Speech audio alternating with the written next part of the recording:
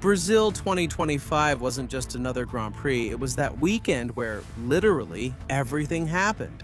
The driver who seemed destined to be champion for almost the entire season self-sabotaged and made his chances of fulfilling his dream much more difficult. The man who needed a miracle to stay alive in the fight started from the pit lane, proved that he is the best driver today, but even so, he said goodbye to the fight for the world title. And the driver who had been most criticized for months for his fragility under pressure showed how much he has matured and practically secured the championship in his favor. But this is just one of the few narratives of this weekend, because there was also a storm that never came.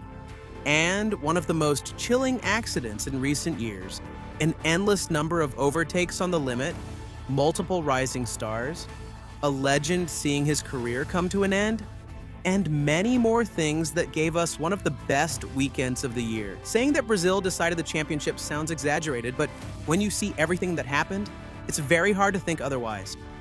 In fact, at the end of the video, I'll show you with numbers why the championship practically already has an owner. So stay until the end to see for yourself. This is the complete analysis of everything that happened during today's Brazilian Grand Prix. 2005, a weekend that destroyed dreams, gave unimaginable scares, and decided the champion of this season.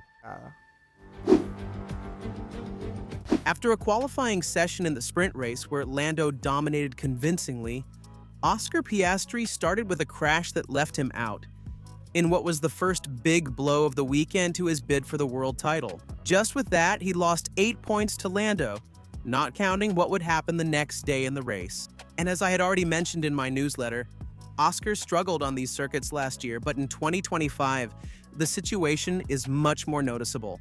This slump is the reason why the title is slipping out of his hands. Meanwhile, something historic happened in qualifying. It was the first time that Max Verstappen was eliminated in Q1 simply because of pace. No mistakes, no DNFs, nothing. No one saw it coming, especially after what we saw last year in Brazil. The most curious thing is that leaving the circuit, what you heard the most was that now he was going to start one position ahead of where he began in 2024, when in reality there was no indication that he could repeat the feat. Above all, considering that the rain we had been promised so much during the weekend never showed up. And checking some numbers, I found that the last time both Red Bulls were out in Q1 was at the 2006 Japanese Grand Prix. I mean, almost 20 years ago. And to be honest, beyond the optimism of Verstappen's fans, the car looked terrible and it seemed like there was no hope. At the same time, Lando Norris was showing the complete opposite. Total composure under pressure. That's something he had been criticized for throughout 2024, but I'll talk more about that later. Max fell in Q1 and had to start from the pit lane after all the changes Red Bull made to his car, hoping to pull off a comeback like the one from the previous year. And the incredible thing is that despite starting from there and having a puncture, he finished third and was really close to taking second place. What Max did excited everyone. The crowd went wild with every overtake, and there wasn't a single person who didn't celebrate each one of them.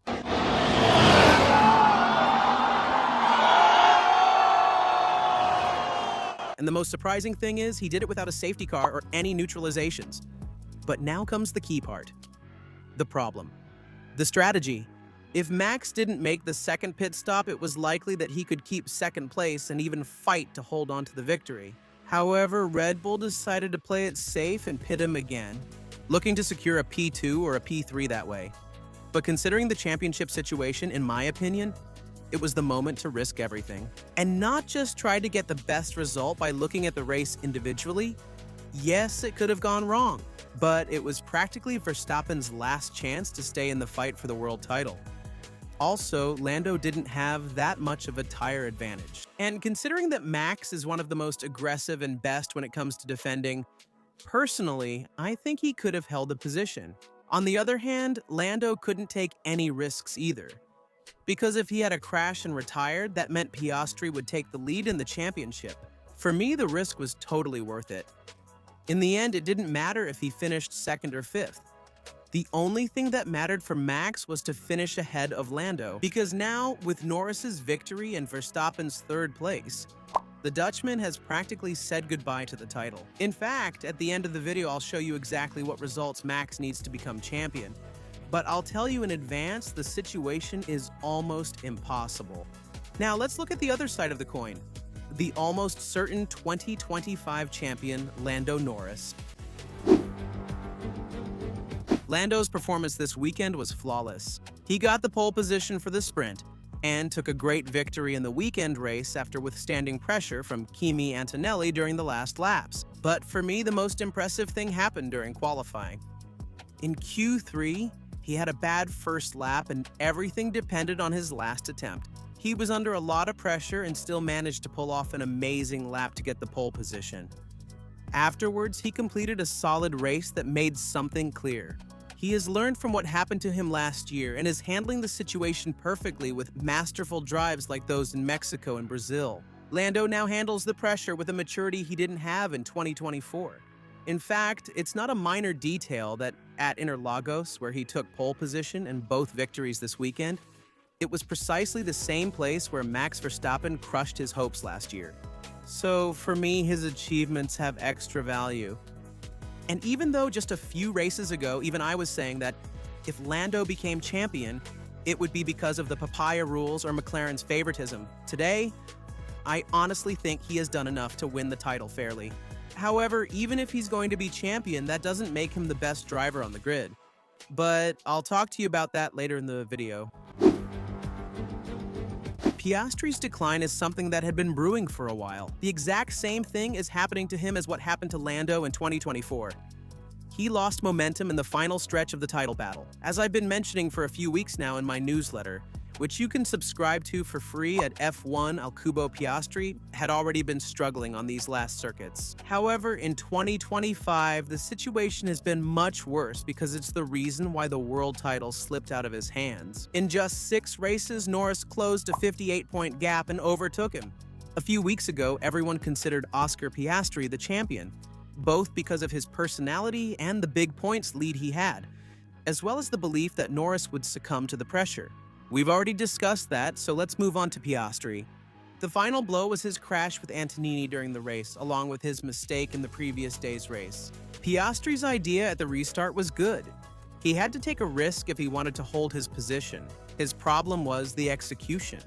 He locked up his tires, hit Antonelli, and the Italian ended up crashing into Leclerc, who was out. The consequence, a 10-second penalty for Oscar, and goodbye to his chances. If we look at the results since the summer break, the difference with Lando is huge. And if we add Max to the comparison, it's clear that Piastri not only lost to his teammate, but also to Verstappen, who was the one who made us add up during these last weeks towards the end of the season. In fact, I wanted Max to consider his 5th consecutive world title. But, well, if you're like me and you believed, I'm sorry to say it's over.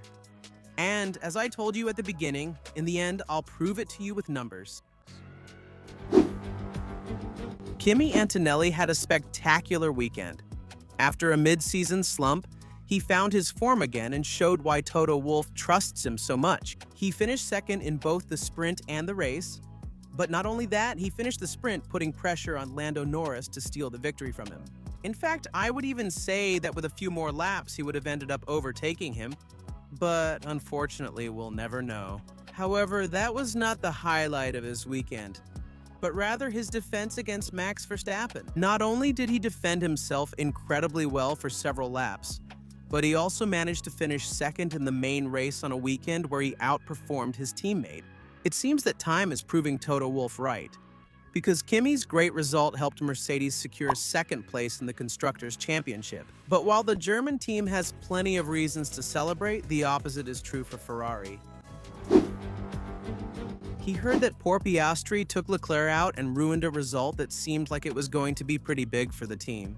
But that wasn't the case, and the double retirement of their drivers sent Ferrari to 4th place in the Constructors' standings. And not only that, but they ended up behind Red Bull, a one-driver team. Considering that Max Verstappen has scored 341 out of the team's 366 points, the team is falling apart from the inside, as I've been saying repeatedly in my newsletter. And it wouldn't be crazy to think that if Hamilton doesn't do well in 2016, Ferrari might bet on Ollie Bergman in 2027. Oli isn't just a rookie who's outperforming a teammate as experienced as Esteban Ocon, but as a Ferrari Academy protege, he's experiencing a rise very similar to what Charles Leclerc had back in the day. Also, as the season progresses, you can clearly see his improvement. And not just with his performance in Brazil, but also in the previous race in Mexico, where he achieved a 4th place, matching the best race result in Haas team's history. The situation at Ferrari is clear. Luis is an expensive driver, and it seems that age is already taking its toll on him. Meanwhile, Bergman keeps improving every weekend. If the 7-time world champion doesn't improve, Oli might replace him much sooner than originally planned. In fact, the move would be practically the same as what Mercedes did with Hamilton and Antonelli, but this time it would be safer because Bergman would already have 2 seasons of experience in Formula One. But if Antonelli and Bergman had spectacular weekends, there were 2 rookies who probably had the worst weekend of their careers so far: Gabriel Bortoleto and Franco Colapinto. The weekend was very tough for the local drivers. Bortoleto, in his home Grand Prix, had one of the most chilling crashes in recent years during the sprint. In fact, when we got back from the racetrack, I was telling my dad that this showed how safe current Formula One cars have become. If that had happened a few years ago, the story would have been completely different. Even so, despite the accident, the support from the Brazilian crowd was incredible. Every time Bortoleto passed by, the stands went absolutely crazy.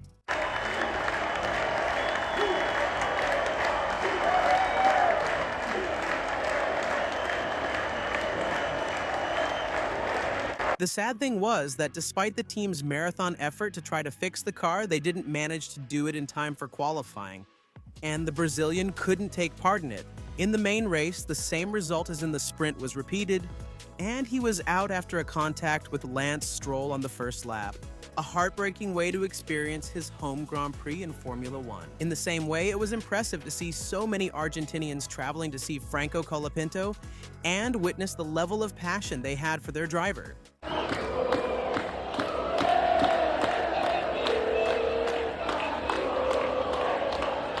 Above all, considering that it was this weekend when his contract renewal with the Alpine team was announced, I would dare to say that they were even more excited than the Brazilians themselves.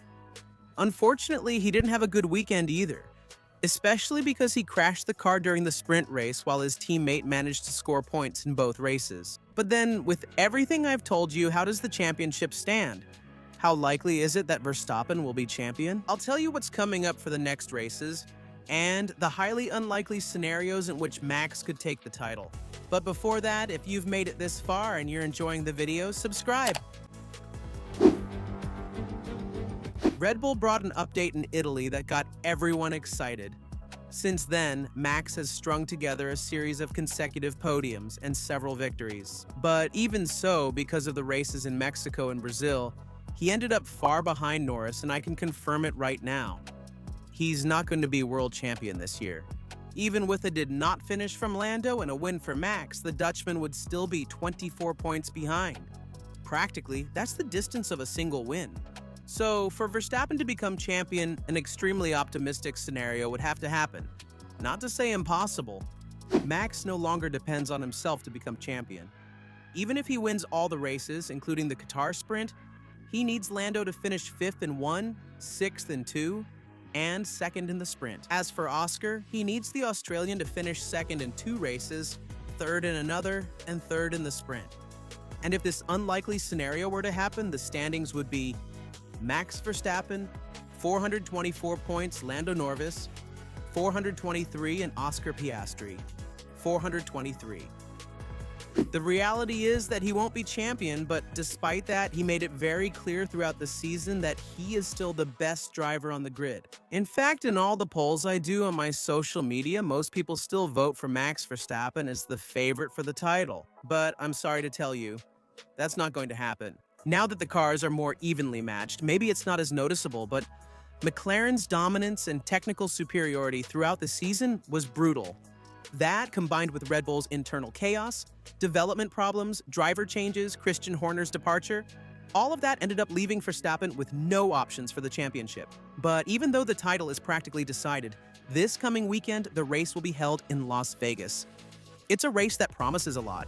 Last year, it was full of surprises and excitement, with the Mercedes 1-2, McLaren's disaster, and Max Verstappen's fourth consecutive title. So if you want to enjoy this race in the best possible way, don't miss the daily analysis and all the information I'll be sending throughout next week in my newsletter. Sign up at F1 Al Cubo or with the link in the description and pinned comment. See you next time.